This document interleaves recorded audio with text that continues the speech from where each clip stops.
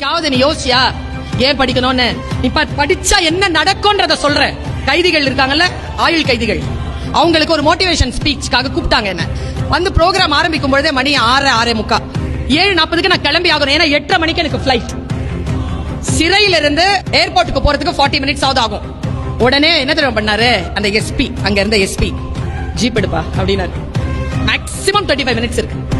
Driver உட்கார்றாருங்க driver சீட்ல. SP sir போய் முன்னால உட்கார்றாரு. எஸ்பி சார் முன்னால உட்காந்து பின்னால யாரும் உட்கார முடியாதுங்க.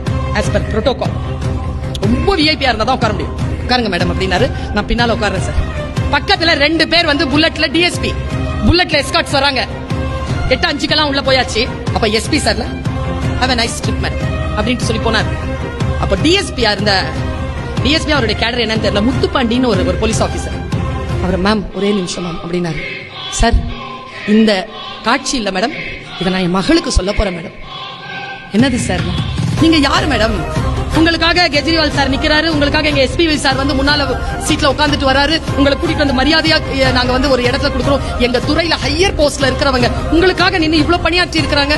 நீங்க யாருன்னு யோசிச்சு பார்த்த மேடம்? நீங்க யாருமே இல்ல மேடம். உங்களுக்காக இல்ல மேடம் இந்த மரியாதை, நீங்க படிச்ச படிப்புக்கு தான் மேடம் இந்த மரியாதை.